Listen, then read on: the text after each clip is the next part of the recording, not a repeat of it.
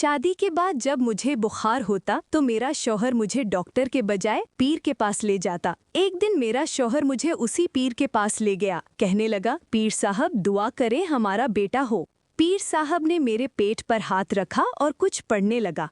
पीर गंदी नजरों से मुझे देख रहा था। मैं ये महसूस कर रही थी। कुछ दिन के बाद मेरे शौहर घर वापस आए तो मैंने उन्हें खुशखबरी सुनाई। मैंने कहा कि मैं माँ बनने वाली हूँ। मेरे शौहर ने गुस्से से मुझे गालियाँ देना शुरू कर दी और मेरे पेट पर लातें मारनी शुरू कर दी। साइमा आज डॉक्टर से चेकअप करवा कर आई थी। वो हामला थी। वो ये खुशखबरी अपने शौहर को देना चाहती थी, लेकिन शौहर घर आते ही झगड़ा करने लगा। कहने लगा, तुम यहाँ से चली जाओ, मेरी नज़रों से दूर हो जाओ, मैं तुम्हें देखना भी नहीं चाहता। यासिर अपनी बीवी को गालियाँ दे रहा था। वो बीवी जो कुरान की हाफिज़ा थी। कहने लगा, तुमसे शादी करना मेरी ज़िंदगी की सबसे बड़ी गलती थी। मैं पागल था जो तुमसे शादी की थी। साइमा ने कहा, यासी क्या हुआ? यासिर ने कहा, बस खुदा के लिए मुझे माफ़ कर दो। मैंने जो तावीज़ लेकर दिया था तुमने वो फेंक दिया। फिर दम किया हुआ पानी जो पीर साहब ने दिया था वो भी तुमने नहीं पिया। तुम नाफरमान बीवी हो। साइमा ने कहा, यासी अगर मैं तावीज़ ना पहनूं तो मैं नाफरमान हूँ। अगर मैं दम किया हुआ पानी ना पीऊं तो भी मैं नाफरमान हूँ। ये क्या जहालत है? मैं पढ़ी लिखी अकल रखने वाली लड़की हूँ। तुम मुझे किस तरफ ले जा रहे हो? और क्या मैं तावीज़ इसलिए पहनूं कि तावीज़ पहनने से मैं जल्दी हामला हो जाऊंगी और जो बच्चा होगा वो लड़का पैदा होगा? यासिर को साइमा की बात पर बहुत गुस्सा आया। कहने लगा, बदबख्त औरत अपने शौहर से ज़बान लड़ाती है। अरे कमबख्त, इससे पहले कि मैं कुछ कर बैठूं, उठो और मेरे घर से निकल जाओ। साइमा ने कहा, यासी बात कुछ नहीं जो आप इतना बोल रहे हैं। यासिर ने कहा, मैंने तावीज़ लेकर दिया, तुमने नहीं पहना। दम वाला पानी दिया, तुमने नहीं पिया। अगर तुम मेरी बात मान लेती तो लड़का पैदा होता। साइमा ने कहा, यासी क्या दम किया हुआ पानी वो लड़का देगा? यासिर ने थप्पड़ मारा और बालों से पकड़कर साइमा को घर से बाहर निकाल दिया।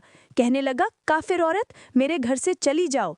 साइमा हामला थी, आंसू साफ करने लगी। साइमा कहने लगी, यासिर आप गलत कर रहे हो।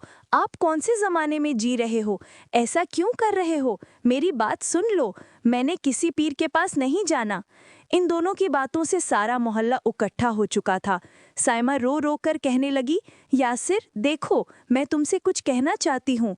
यासिर ने पीर साहब को फ़ोन किया। कहने लगा, बाबा मुर्शिद, मेरी गुस्ताख बीवी ने वो दम किया हुआ पानी फेंक दिया है। बाबा मुर्शिद ने कहा, बेटा ये गलत है, तुम उसे मेरे पास ले आओ, मैं उसके नाम का चला करूँगा तो सब ठीक हो जाएगा। यासिर कहने लगा, साइमा तुम्हें मेरे साथ बाबा जी के पास जाना होगा। साइमा कहने लगी, यासिर देखो, ये हमारे घर का मामला है, क्यों इसमें किसी अजनबी को लेकर आ रहे हो? यासिर कहने लगा, वो अजनबी नहीं, मेरे पीर मुर्शिद हैं। साइमा कहने लगी, यासिर मैंने किसी पीर के पास नहीं जाना। यासिर ने फिर गालियां देना शुरू कर दी। बात बढ़ते बढ़ते तलाक तक जा पहुंची। जब साइमा ने बताया कि अब उसे किसी पीर के पास जाने की ज़रूरत नहीं, तो यासिर ने खुश होने के बजाय साइमा पर इल्ज़ाम लगा दिया कि उसके पेट में पलने वाला बच्चा भी मेरा बच्चा नहीं है।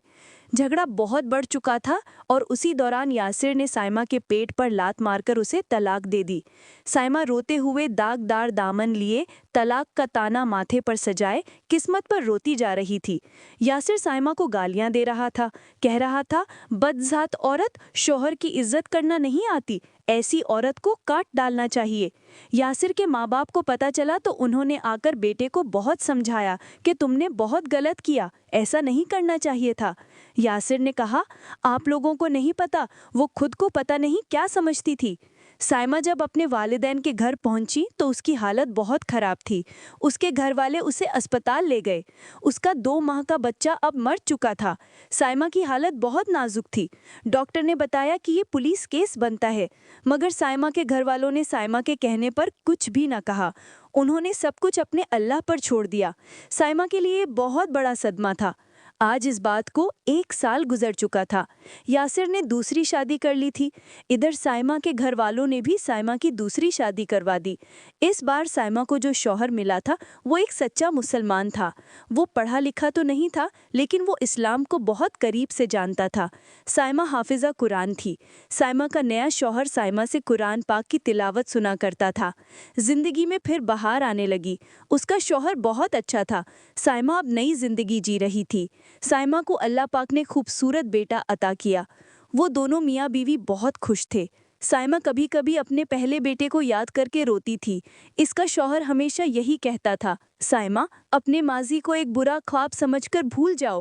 ہر کوئی اللہ کے حضور پیش ہوگا اور اسے اپنے کیے کا جواب دینا ہوگا۔ شوہر کا سایہ سائمہ کے لیے سکون تھا۔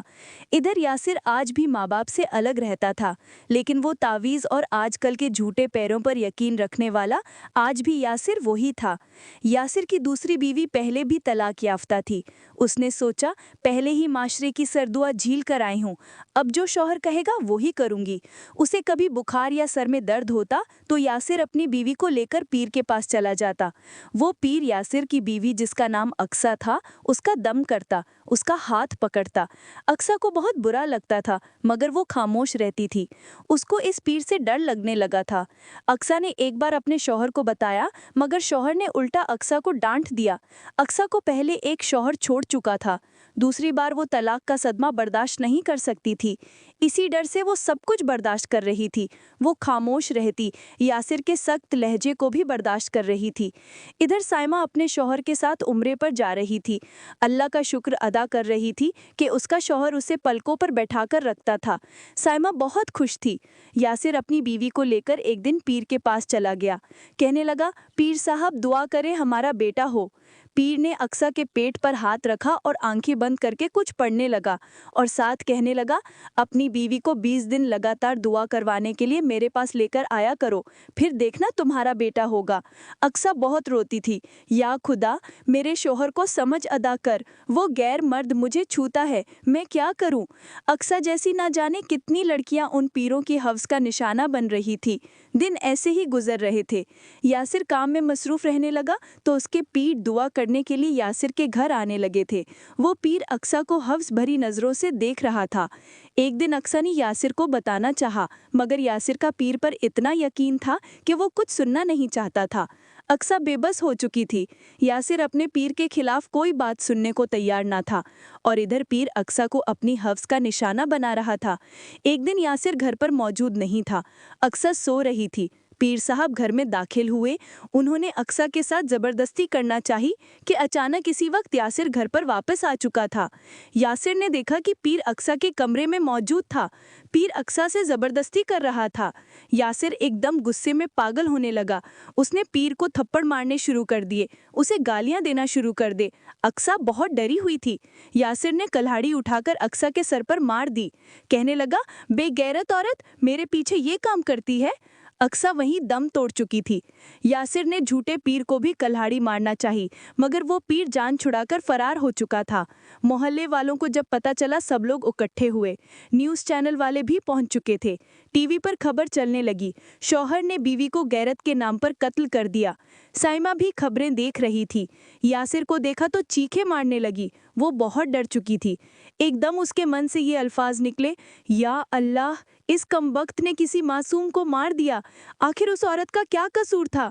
ایک جاہل مرد کی جہالت نے ایک عورت کی جان لے لی تھی۔ یا اللہ، ہم سب کو صحیح راہ پر چلا۔ اللہ کے احکامات کیا ہیں اور ہم لوگ کس طرف جا رہے ہیں؟ خدا کے لیے اس طرح کے جھوٹے پیروں سے